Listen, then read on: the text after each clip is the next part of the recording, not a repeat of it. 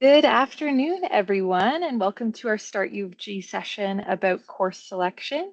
I'm Janessa, and I'm part of the START team, and you'll get to meet some of my colleagues in a moment, but we're very excited for you to join us today to learn about your course selection. Before we begin, I just want to take a moment to make sure that the folks who are in this session are here for the Bachelor of Bioresource Management, typically called BBRM. If you're in a different program, you can find the program session and time, the link in our start guide. We're going to post that in our Q&A section as a link in case you're in the wrong session. You can just click that link to find yours. Our agenda for today. So we'll begin with a land acknowledgement. Academic advising will be here to talk to you about academic advising at U of G, course selection, some common terms, our registration guide for new students, how to use WebAdvisor, the platform, as well as some information specific to transfer students and international students. You'll have plenty of time to ask us questions throughout the session. We've enabled the Q&A feature in the Teams Town Hall. So if you have a question, you can click Q&A and then write a question. Myself and the other folks on this call will be monitoring that and answering your questions throughout. We'll also have some dedicated time to answer questions at the end.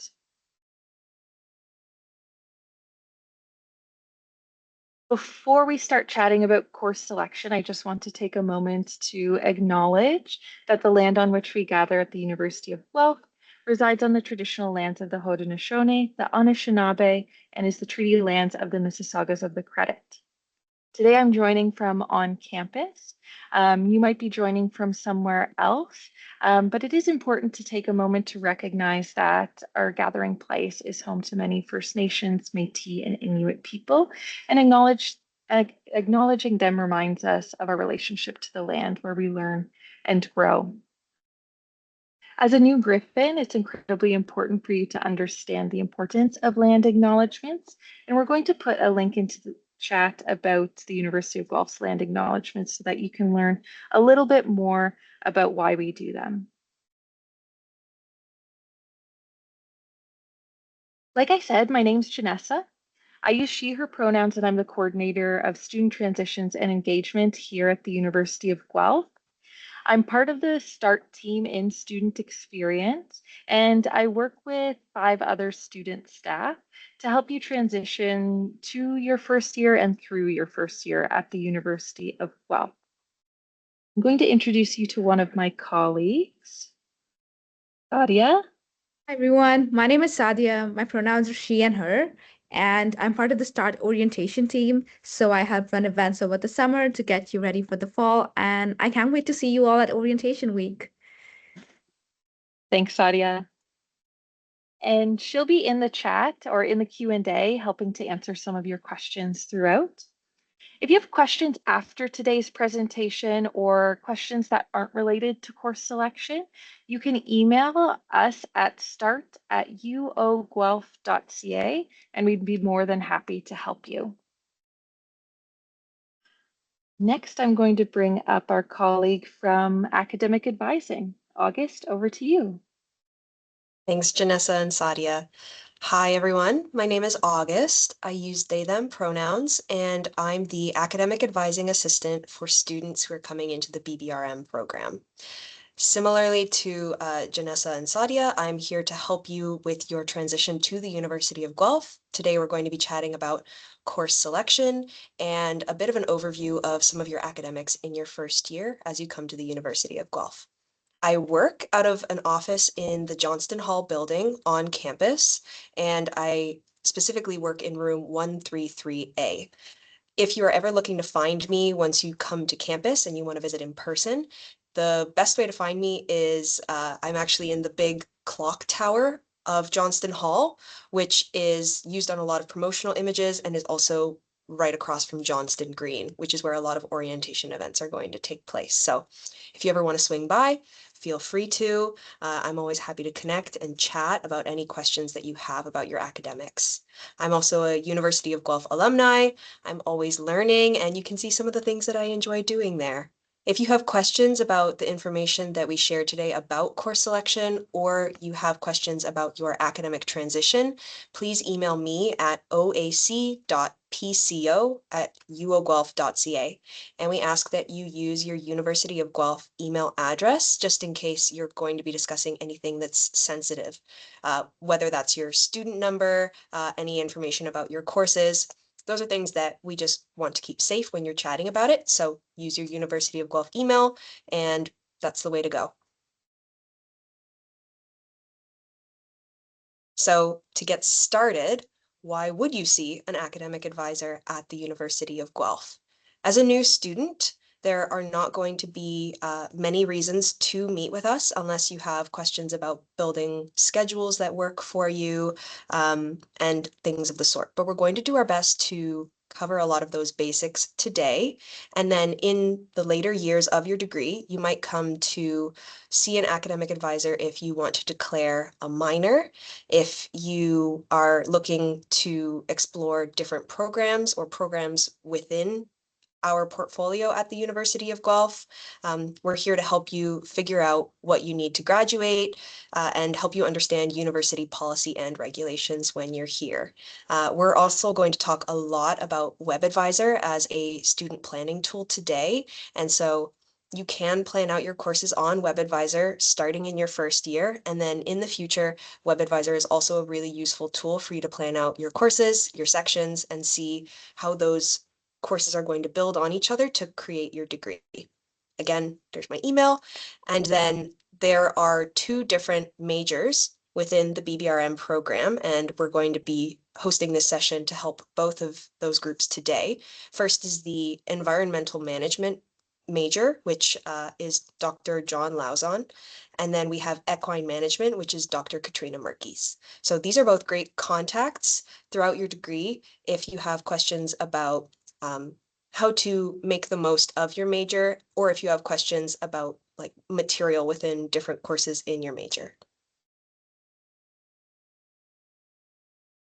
So before I jump into course selection tips, I don't see any questions in the chat, but I want everyone to know that if you have any question at any point while I'm chatting about something, feel free to ask. We are running this session so that we can help connect you with information and answer your questions. So please don't be shy. All right, next we have course selection tips. So right now we have the schedule posted for the fall 26 and winter 27 semesters on WebAdvisor. Those are going to be your first year semesters, and you can go on right now to view available courses and sections and plan a schedule that's going to work for you in your first year. We suggest that you try to be flexible whenever possible. Some of the first year courses that you're going to be planning are very big and they'll have multiple sections. So if you have a first choice for a section, be ready with your second choice when your course selection window opens, because there is a chance that some of those sections might already be full.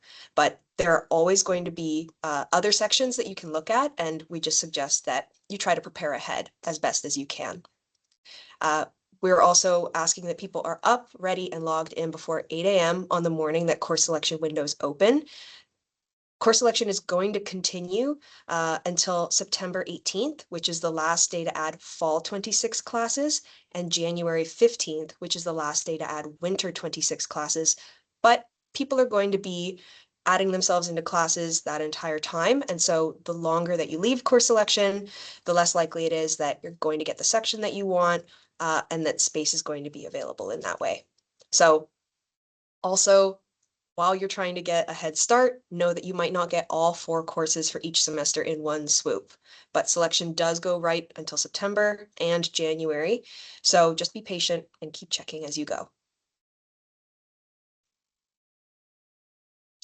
Now we're going to launch into some common terms that are used in course selection.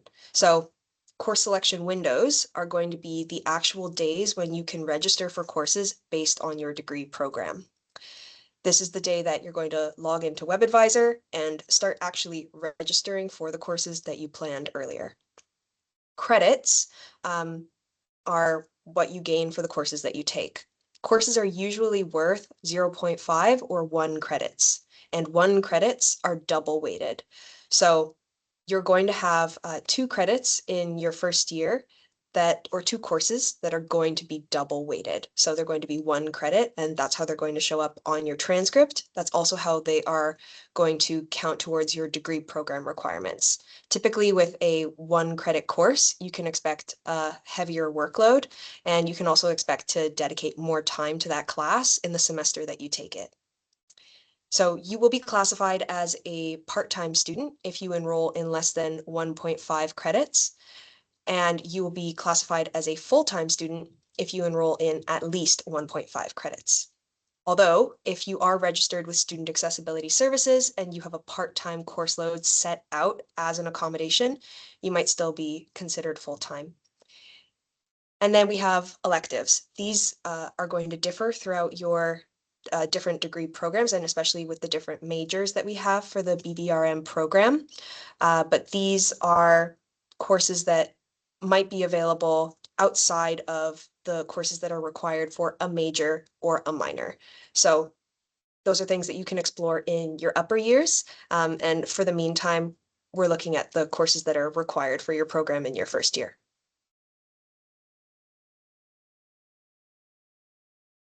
So we also have a very useful resource called the undergraduate calendar.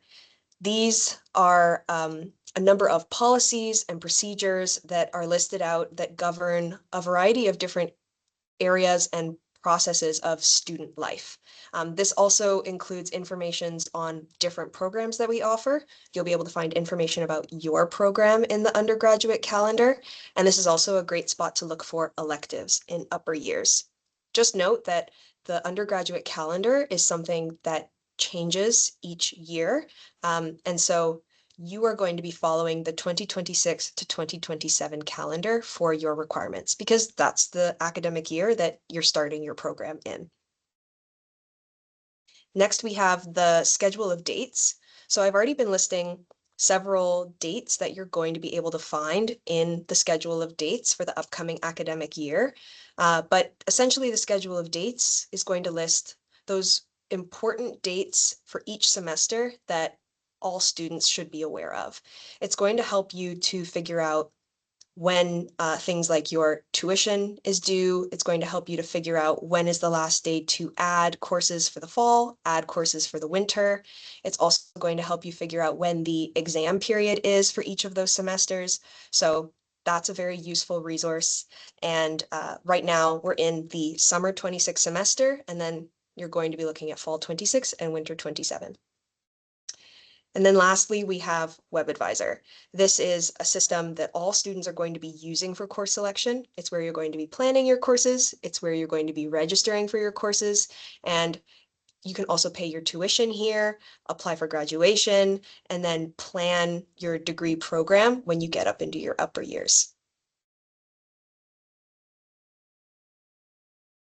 Here we have a handy QR code for the registration guide for new students. This has likely already ended up in your inbox, but if you wanted to pull it open and explore it with me as we move to the next slide, we've included it here. And it's going to include tons of helpful information on selecting your courses, finding resources, exploring financial aid, and just in general, getting set up and getting connected as a student who's coming to the university in the fall. So after we go to the next slide, I'm going to ask that you find your program on this. What that will require is, so you will click through to the registration guide, you will click program information, and then you will find the BBRM program. It's going to list the equine management and the environmental management major. Just look at the one that you've accepted. All right.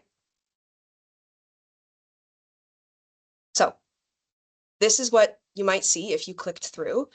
And this is specifically equine management major information for the first year. So these are the courses you're going to take in the fall. I'm just going to walk through them. We have Equine 1010, Introduction to Equine Management. This course is worth 1 full credit. So this is one of those double weighted courses that I talked about. Next, we have Biology 1050, which is Biology of Plants and Animals in Managed Ecosystems. Next, we have Biology 1090. This is Introduction to Cellular and Molecular Biology. And then lastly, we have Econ 1050, which is Introductory Microeconomics.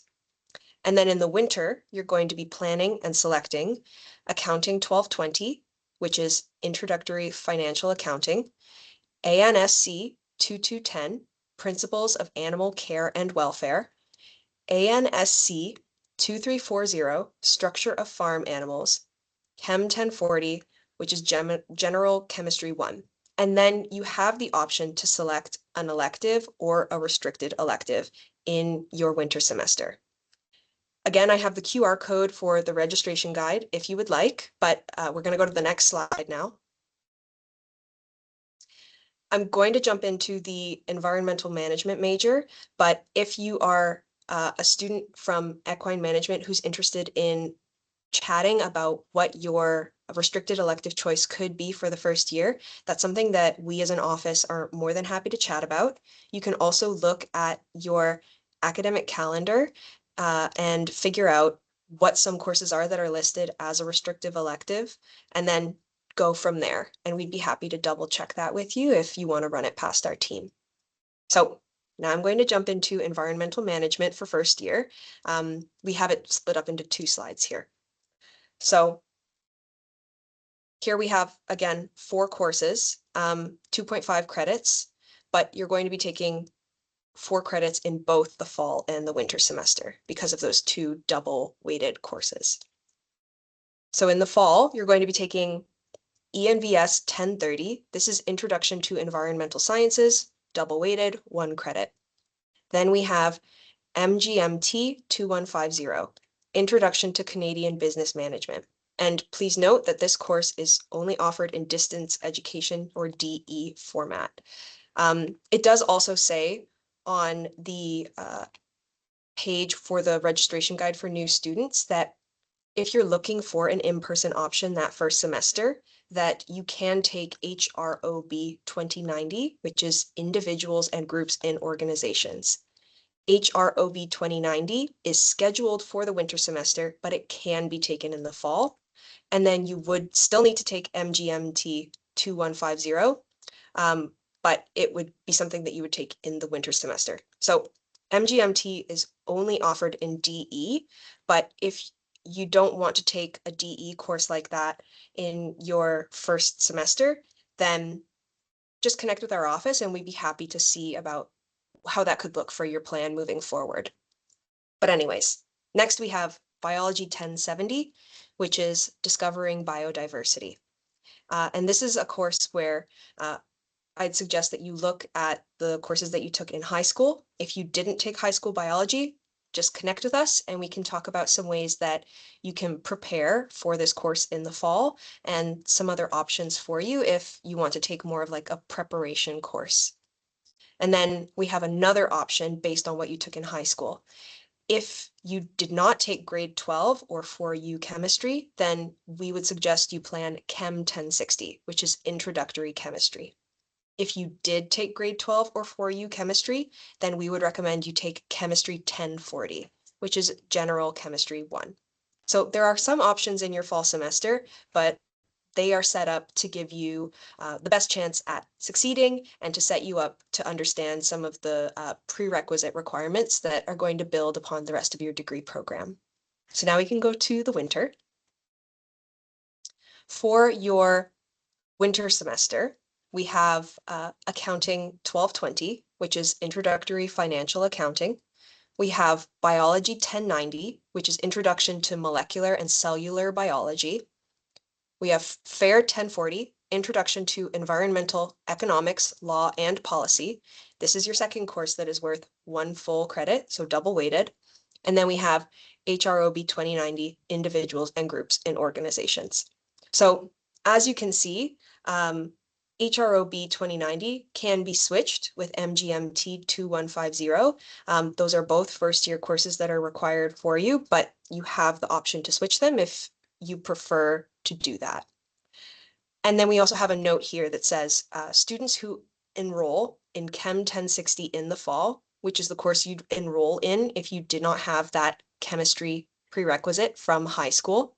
So if you enroll in Chem 1060 in the fall, then you can plan to take Chem 1040 in the winter, but you will need to move this accounting 1220 class, which you can see right there on winter semester, into a future semester. So if you're planning to make some of these moves and you just want to double check it with our office, again, please contact us. Our email, again, is oac.pco@uoguelph.ca. You'll likely get connected with me when you reach out, and I know all the ins and outs of these changes, and I'm more than happy to just walk you through those. So yeah, we have the QR code again for your reference, but besides that, we're going to be moving on to the next slide. Since I shared all of that, do we have any questions from the group about any of those switching of courses, or is there anything else that has come up? I see a question. Um, do my courses have to be in a specific order per semester for the equine management program? I've seen that some are offered either in the fall or winter semester. Hi, great question. So for the equine management program, we have them set out in a specific way because that usually is when they're most likely to be offered. If there is an option for upper year courses to be switched around, there's a bit more flexibility, but most of the time we would suggest that students start off in the plan that we've provided, just because that's the way to meet the most people in your classes who are going to be taking it in that sequence. And oftentimes courses are going to build on top of each other. So if you take one course in one semester, the next course in the second semester, oftentimes there are prerequisite chains that get built up throughout the degree program, and we've created that order so that you can progress the most easily through the program. But if you have something specific that you're hoping to switch, I'd be happy to connect with you about that and take a look at what you're planning. So then, if there aren't any other questions, I'm just scrolling through. I don't see any others. So if you have a follow-up, please ask, but I'll jump into WebAdvisor now. So this is the online platform where you're able to select and register for courses, track academic progress, access financial statements, and more. This is an example of what your screen might look like. I've pulled this from a student who is graduated already from the BBRM program in environmental management. And here you can see that they were required to have 20 credits for the program. Their calendar year that they started in was, it's very small, but I think it says 2023. So these are some examples. You would see the 2026 or 2027 year there. Usually it shows as the first year of that like joined year, so you'd see 2026. And then I do see a question that's popped up, so I'm going to answer that. First year bioresource management is their electives as well. I'm not exactly sure what you are asking. If you have questions about how to order the electives for the program, then I would say for equine management and for environmental management, usually we would just recommend that you follow the same order that we've laid it out in, just to meet those prerequisite requirements. And then in upper years, usually you're going to be planning electives. For environmental management, you have the option to choose a restricted elective, and there are lists that you can pull from of restricted electives. And I will pull one of those up and I will share that at one point. But if there are other questions, I'm more than happy to answer those as well. Do we have another question? Yeah, so there's a question from Madeline. For equine management, is the equine management class lecture style or is it in the barn? That's a question that I'm not certain about. Equine management. Can I pull this question up so that I can look at it? Or Janessa, would you be able to read it out again so that I can try and pull up the class? Yeah, Okay, here I see so it. yeah, for equine management, is the equine management class lecture style or is it in the barn? Okay, great. So who is teaching equine management? Introduction to equine management. What I will do for our group is I will pull up that course. And right now, because the schedule is up, we can actually see who is teaching that course in the fall semester. What I'm doing is I might actually show this if I can put something on the screen. So I'm going to try and share my screen here. Is that all right?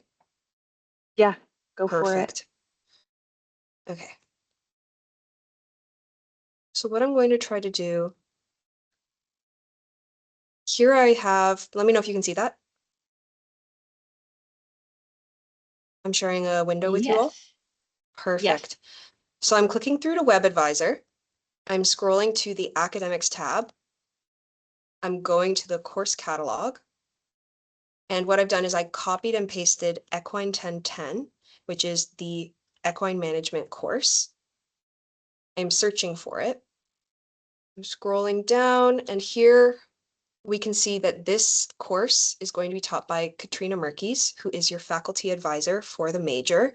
And the description is that it's the basics for understanding the equine industry from a practical and theoretical perspective.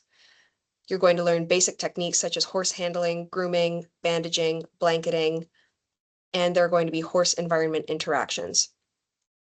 So I do believe that this is going to be in the barn. There is a barn on campus, but if you want to confirm and double check, what I would do is you can reach out to Katrina Merkes herself, and you can ask some questions about how that course might be set up. Or I'm going to stop sharing my screen for a moment. I'm going to share Katrina Merkes' email in case you want to reach out. And then you can also search up course outlines from previous years, which are a really useful way to see what material is going to be covered in those courses. Okay, we can go back to the presentation and I'll just make a note to, during the Q&A section, pull up Katrina Merkes' email.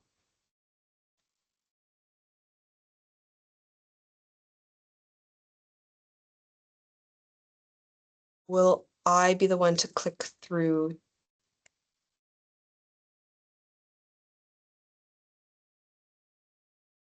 I think that Janessa might be frozen temporarily. So why don't I pull up the slideshow and then I will share it myself.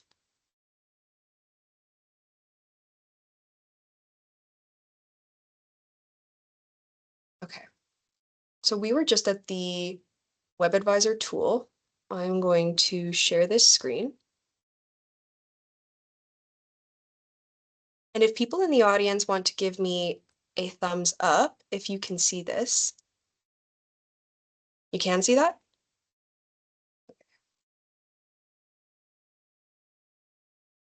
We're going to jump to where we were. Perfect. Okay. If everybody can see that, we can continue on and then hopefully Janessa will come back after.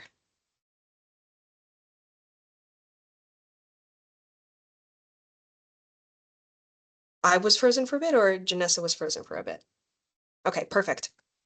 So next we're going to go to your schedule of studies. This is a great place to explore if you want to look at what your electives are going to be in the degree program. You can scan this on your phone and then it'll give you a list of things like restricted electives and electives that you can plan to take during your degree program. Next, we have a WebAdvisor guide for creating a plan for your courses. This is the first stage of planning, and this is going to be what you're able to do right now, since the schedule is up for the fall 26 semester and the winter 27 semester. So we're not going to play this video today, but feel free to click through to this link, and then it'll give you all the details that you're going to need to figure out how to search for courses, plan them, map them out on your schedule. It'll show you like this one's at 8 a.m., this one's at 2 p.m., and then you can see what your days are going to look like in the semesters based on the courses that you've planned. And this is something that you can do not just for this year, but for all of the years as you move forward through your degree program if you want to get a real head start on things. And then when your course selection window opens, this is the video that you're going to be able to follow. It's registering for courses, and it's going to be on that actual day when your course selection window opens, which is July 10th at 10 a.m. And what you're going to do is log into WebAdvisor. Likely you'll have all your courses planned already, and then you'll be able to click the register button. And this is the point when it might tell you, oh, a section's been filled that you planned. So this is when you would have a backup section and you go, oh, okay, I'll take it at this time instead and register for that. And again, this will just show you like how to move around, how to register or drop courses if you decide that you want to switch out of a certain course and things like that. But again, this is a very useful video. We won't play it today, but it's good to have as a resource. Next, we'll share some information about course selection for transfer students. If you're coming in as a transfer student, you might have transfer credits that are going to impact the day that your window opens, because course selection windows are determined by the amount of credits that you have earned or that you are currently taking. So like you're in progress. And first thing that you're going to want to do is look on WebAdvisor, determine the amount of credits that you've been granted as a transfer student, and then figure out when your window is. And then next, you want to see if any of those transfer credits are going to count towards your program requirements. There's a great link that's been shared in the chat. There's a resource for the START guide. I'd recommend clicking through to that and just figuring out what resources are available to you. But we also always recommend connecting with our advising office. I've already been meeting with students who are coming to the university, and I'm more than happy to take a look at what you've been granted as far as transfer credits go and help get you set up to succeed with your first course selection at Guelph.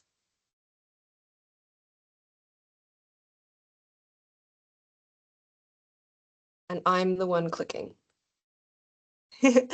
Okay, so next we have transfer credits for high school courses. So if you are coming from high school and you have taken any of these sorts of courses, you might be eligible to receive transfer credit. So we have IBHL courses with a final grade of 5 or better. We have AP exams with a minimum final grade of 4. We have advanced level British subjects with a final grade of C or better, and CAPE Unit 2 subjects with grades of 1, 2, or 3. And again, these credits are going to be considered once the school receives your official scores. So we have a QR code here to look at the potential transfer credits list. And then also this is something that you would hear about from admissions, but if you do have transfer credits, please connect with our office and we would be glad to factor those transfer credits into your planning. And then we have another question in the chat. So the question is, how long might it take to register for courses on July 10th? Should I plan to have the whole day free just in case? So something that we might have set up this year that we did have set up last year at the University of Guelph is a queuing system. So when people are logging onto WebAdvisor all at once, sometimes it's hard on the system to manage everybody's traffic to the website. So there may be a queuing system this year where if you log on at 8 a.m., it will let you know, hey, you're in line to receive access to WebAdvisor to register for your courses, and you're this number in line. I think that if you take the morning I would suggest taking the morning. If you can take the whole day, then why not take the whole day? I do not believe that it will take the whole day. It's really just if you have all your courses planned, it's just getting onto the website and clicking register. And then again, if you do find that one of the courses you planned or one of the sections isn't available anymore, then having backups will really help to speed up the process on the day of so that you won't be scrambling. So I would always just really recommend planning ahead, taking off the morning, and getting it done. But then, like I said, there will still be time to circle back if you want to, even if it's not on that first day. Like if you want to circle back the next morning and connect with our office over email, that's something that a lot of students are able to do, and then they get into their courses. I have one follow-up comment. Are we guaranteed the courses required for our program? So what the school does is based on admission numbers, we set out a number of spaces in courses that is proportionate to the amount of students that we've admitted. And there's still some student responsibility when it comes to being prepared on course selection day, paying your registration deposit, and registering early in some of those courses. As first-year students, there are restrictions that are going to be placed on first-year courses that are required for different degree programs. And these restrictions are in place to prevent some of the upper years from registering in those courses before your windows open. So course selection starts with people who have the most amount of credits or who have priority registration. So if you are a varsity athlete, if you're registered with student accessibility services, that might change the date that your course selection window opens, but otherwise it's just determined by the number of credits you've completed and attempted. So when you come in with 0 credits, you are selecting on those last days of course selection windows, but the restrictions are there to help make sure that there's space held in those courses for you. We do have information from the registrar's office that this year, priority access and first year restrictions are likely going to drop at 2 p.m. on Wednesday, July 29th. So those are for the fall classes. And then for the winter classes, the priority access and first year restrictions, the majority of them are planned to drop at 2 p.m. on August 12th. So this is the information that we've been provided right now, and it's helpful to keep that in mind. So there's that window between when your course selection window opens and then when the priority access restrictions are dropped, when it's really key to register in those courses, because that's when the university is going to hold space for first years in those courses. Hopefully that helped to answer your question. And there are restrictions that are going to be put on courses all throughout students' degree programs, just to make sure that people can get them in the sequence that's required for their program. That's all right. Next, I'm going to jump into course selection for international students, but please feel free to follow up if you have another question. And then if you are an international student, it's just really key to keep in mind that if you register as a part-time student, so that's taking less than 1.5 credits, if you take an unauthorized leave, or if you are completing more than 50% of your program online, it might impact the following. It might impact your student status in Canada, your on or off campus work eligibility, your post-graduation work permit eligibility, and other things of the sort. So what you have available to you are the GPS advisors. You can reach them at this email, which is gpsadvisor@uoguelph.ca, or book an appointment with them, scanning the QR code here on the screen. They're there to help make sure that your transition to the University of Guelph is supported and that you're aware of some of the impacts of changes that may happen before you arrive here. So feel free to scan that QR code if you feel like it'd be useful to have an appointment with them, but this is just sort of what we wanted to share as part of the course selection process as well. So here we have just some key high-level important dates and deadlines. So your undergraduate registration deposit has already been due. It was due on June 15th. So If you have not paid that already, I would really suggest going to your WebAdvisor and paying it there. It will not show up as an amount owing. It is going to count towards your fall and winter tuition. Specifically, actually, it's going to count towards your fall tuition because that is what is going to be posted on your account, and the payment deadline is going to come sooner for your fall classes. So if you go and you pay that, it will allow you, when your course selection window opens, to actually register for the courses that you've planned. And then you can anticipate on July 10th, your course selection window is going to open. And then in late July, your semester bill is going to be posted on WebAdvisor. And then September 18th is the fall semester payment deadline.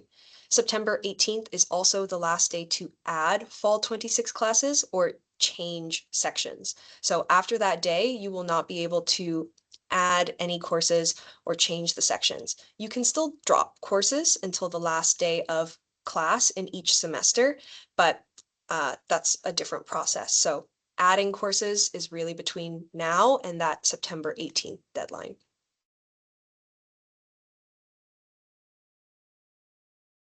Okay. And then now we're going to jump into some frequently asked questions. So if there's anything that has come up that you haven't asked yet, please do, but otherwise we have some prepared that I'm going to answer as we move through them. So how many credits should I take a semester? Full-time progression through your program is going to suggest that you take 2.5 credits a semester. And then anything that you take below that might mean that it takes longer to progress through what is otherwise a 4-year degree program. But there are options to take lower course loads, and you can still be counted as a full-time student if you're between that 1.5 to 2.5 mark. How to know what electives to take. One way that you can know what electives to take is by visiting your academic calendar and looking at the restricted electives list. These are restricted electives that are going to count towards your degree program requirements, and the order that you can know to take them in is based on prerequisites, essentially. So if it's an entry-level course and doesn't have other prerequisites, and it is within your restricted elective list, you can take that if that interests you. You have a little bit of flexibility there because it isn't like a required course. It's one of many courses that you can choose to take. And then specifically for electives, you have a bit more freedom with electives. So you will have an option to choose things that interest you. There are also options to declare minors in your program. And so that's something that you chat about with an academic advisor, and we can share the process and we can share how that might impact your timeline at the University of Guelph, or how it can also just be incorporated into your degree. If a required course says that it is full, this might be something that you encounter on the day that you try to select your courses. And what I would suggest is in your first year, like I said, there are spaces that have been set out for first year students in those first year required courses for you. So likely you're going to be able to click out and find another section on WebAdvisor. That is what we would suggest doing. There is an option to waitlist for courses.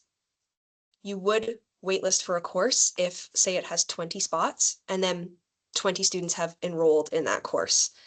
If you're the 21st student who wants to come and enroll in that course, you would need to waitlist for it. But what is required for you to then get into that course is one student needs to drop the course in order for you to get into it.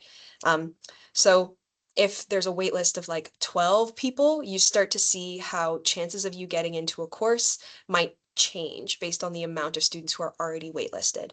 And what we want to see for you in the fall is you're registered in all of your required courses and you found space for them. So what we would suggest is having backup sections, finding those backup sections if a course says that it's full, so that on the day you're selecting, you can just move ahead with it and you don't need to go back and forth. Are there any other questions based on what I just shared? I don't see any, so we're going to move on. Why is a course restricted? So I touched a little bit on first year course priority, and that's one reason why courses would be restricted. We put restrictions on courses to make sure that if it's related to degree program requirements, that students who are going to be needing to take that course for their degree can take a course for their degree. So as BBRM students, you'll be able to look through all of the different courses on WebAdvisor and see which ones are restricted to your program. Just by seeing which ones list BBRM under restrictions. And then as first year students, there will be some course restrictions that are going to also just apply to you, but then will be lifted on those dates that I mentioned earlier. So really keep in mind the July 29th deadline for fall 26 priority access restrictions to be lifted. I see a question now. I am in co-op, so who should I talk to about finding a placement? And are the courses different for co-op students? It's a really good question. So as a co-op student in the BBRM program, you would be connecting with the co-op team specifically. So there is the co-op admin team, which is really useful. It's COOP. I will actually reply to your comment. I'll just write it in the general COOP at COOP admin at uoguelph.ca. That is the general co-op team at the University of Guelph. And I would also recommend connecting with your co-op advisor. So when you come to the University of Guelph, you're going to take your co-op introduction course, and that's going to be, you're not taking it in your first year, you're taking it in the fall of your second year. So there's going to be time before then to connect with other students in the co-op program and connect with the co-op team to figure out what the process of a co-op program looks like at the University of Guelph. And the difference between co-op and non-co-op is first that co-op introduction course, and then the co-op work terms, which are going to be factored into your academic progression. So you're going to take one extra year, likely, that's part of the plan, to complete the co-op degree. And then from there, you'll be able to fit in your different co-op work terms. So that's a little bit about the co-op program. I just put the email into the comment chain that's there, but if you can't see it, feel free to message me and I will respond to you directly. So here we are at the end of our presentation for today. I thank you all for joining me. And if you have any other follow-up questions, again, my email is oac.pco@uoguelph.ca. We're going to be doing other programming with students throughout your degree program to help get you connected with your academic supports and things like that. But thank you so much for having me today, and I'll pass it off to Janessa. Thank you so much, August, for taking the time to teach us about course selection. Um, for folks to reference, we will be posting the recording of this session in our Start U of G guide. So in a few days, this recording will be available in case you want to check it again before you're actually registering for courses. Thank you so much, everyone, for joining us today, and have a good day.